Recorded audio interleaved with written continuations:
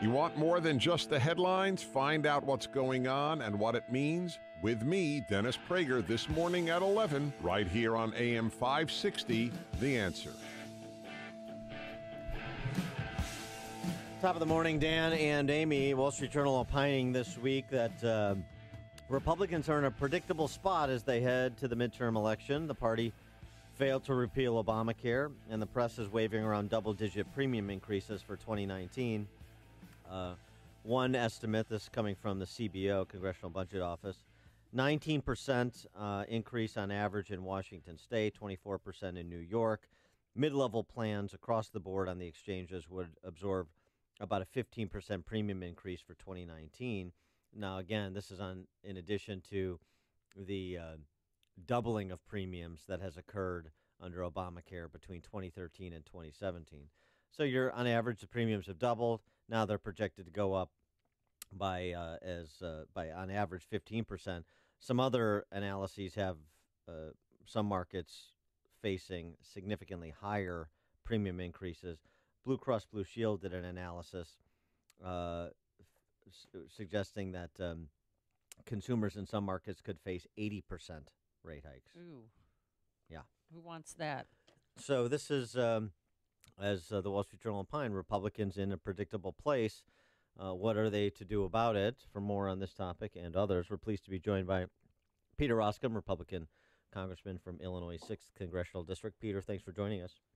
Dan and Amy, good to be with you this morning. Thanks for having me on. Thank you. And so what about the state of play with respect to revisiting Obamacare, repeal and replace?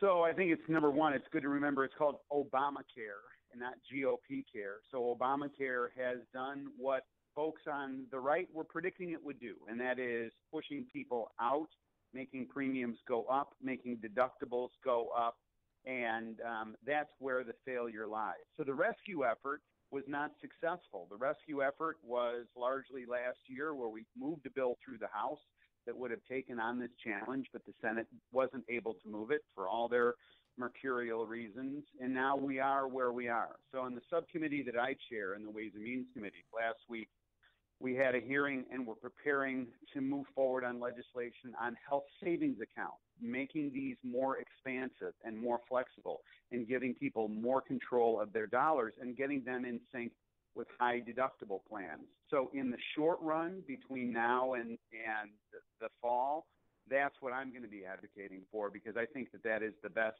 move. That said, it's not a complete remedy by any stretch of the imagination. The other thing is we're pushing hard on a regulatory relief effort as it relates to physicians and hospitals. In other words, going to them and saying, what are the regulations that are coming out of Obamacare that are just crushing you? And we're moving a body of work, working with the administration to change and repeal some of the regulatory red tape that is such a hassle. Do you think if we ever, remember we liked our doctor and we wanted to keep our doctor, are we going to ever return to those days? I miss my doctor. I miss my doctor. No, a lot of people I can't see their physicians, and that's a strong bond that they had because they've been dealing with their illnesses for years, and then they were just cut off.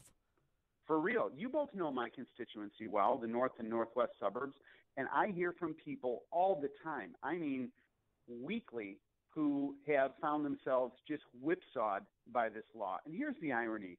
The political left really engaged in a zero-sum game politic here. In other words, during the debate on Obamacare, they created a false impression that there was no cost to this and that it was all going to be great. You can keep your doctor, premiums are going to go down. Every family on average is going to save $2,500 per year, and a bunch of nonsense.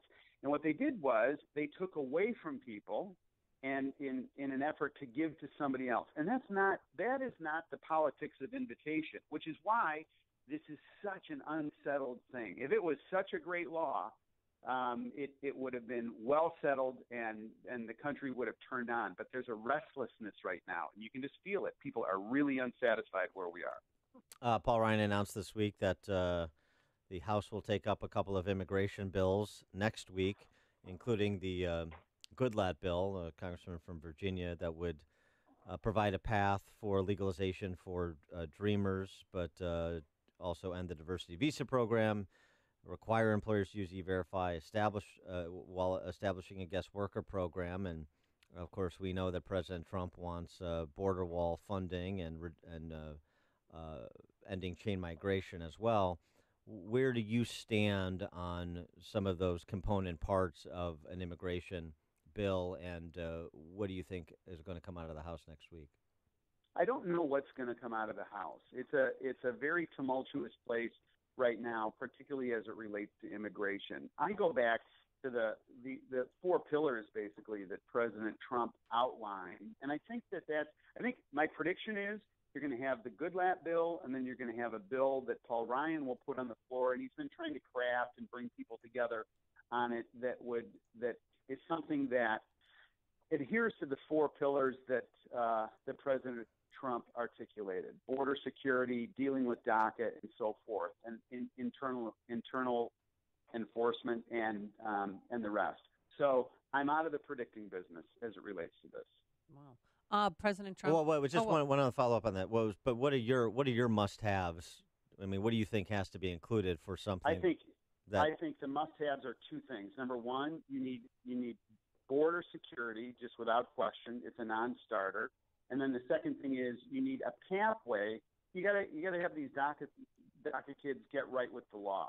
I, for years, have been saying take one step at a time on immigration, and the only way to do this is to break it down one step at a time. And folks that think that there's going to be an all or nothing, the Immigration Reform Act of 2018 that's going to fix it all is not going. It's not realistic. We saw that happen with Obamacare, where it was all or nothing, and it was a disaster. I think take one step and then another step and then another step. So in my view, the smart move is border security, link that with DACA, and then take a breath and come back and do other things. But don't try and jam everything. What's your interpretation of border security? Building a wall, putting more I think Border Patrol agents along the border? What do you think?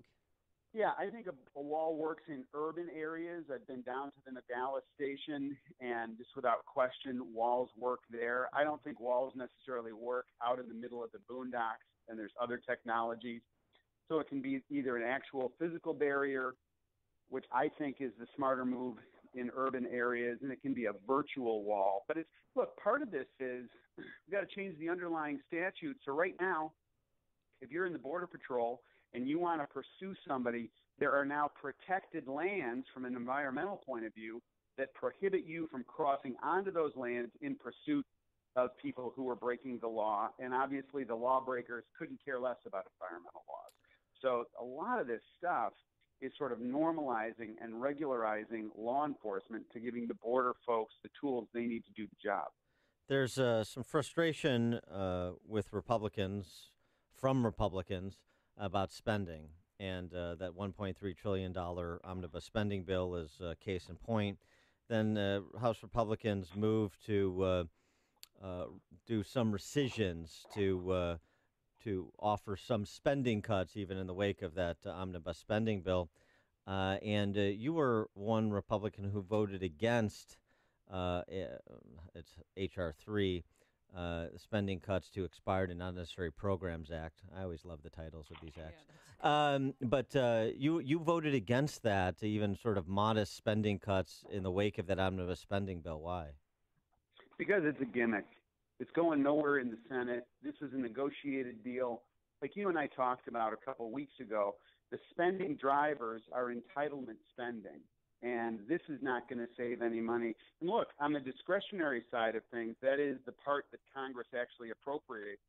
From 2010 to 2018, the real number from discretionary spending from a Republican Congress is down in actual dollars. So this was just too much gimmickry for me, and I didn't want to participate in it. On the spending side, continuing on that note, there was a resolution that emanated out of your former house, the State House, that essentially rejected Trump's infrastructure plan, sort of, categorically in principle, even though we don't really know what the component parts are at this point. And I think it was, and it included some Republicans voting for it too, rather incredibly. The point for the resolution opposing it it seemed to me was, well, Trump wants to make states pay more of the freight for federal transportation dollars or infrastructure building dollars. Where does that stand, and how do you react to a resolution opposing the state picking up more of the share of bridges and roads and the rest, mass transit that they want to do in their localities? I think a lot of the things that happen right now in the Illinois General Assembly are just basically sloughed off as not serious. So other states are not waiting around. Other states are engaging. Other states are figuring out how to deploy resources, leveraging them, creating public-private partnerships, and so forth. So, some sort of show vote in the Illinois General Assembly based on a political agenda, I just don't think is very persuasive. And Illinois should be figuring out how to right its ship rather than engaging on things like that right now. And where does a potential infrastructure plan coming out of either the House or coming from the White House for consideration, where does that stand? Everybody likes talking about where the money gets spent. Nobody wants to talk about where the money's coming from. That sounds right. 3 minutes ago, Yeah. right? So you and I are talking about that's discretion. I was talking about discretionary spending, and that's where it comes from. So you either find money within discretionary spending lines and redeploy them, which is possible, or you come up with a new source of revenue. Okay, on the new revenue side, you can tax gasoline, which is ridiculous. You can impose tolls. You can tax carbon, which is ridiculous. You can tax miles, which the folks in the rural areas and some civil libertarians are really creeped out by with the Big Brother element of it. So, again, that gets to everybody likes talking about the spending. Nobody wants to talk about either the revenues or the cuts that have to come as a result of it. So it's all talk right now. All right. He is Peter Roskam, Congressman from Illinois 6th, as you heard, the northwest suburbs, hailing from Wheaton. Peter Roskam, thanks so much for joining us. Appreciate it. Thanks, guys. And he joined us on our turnkey.pro answer line. Connect with Dan and Amy using the AM 560 mobile app. Download it today at 560theanswer.com/mobile.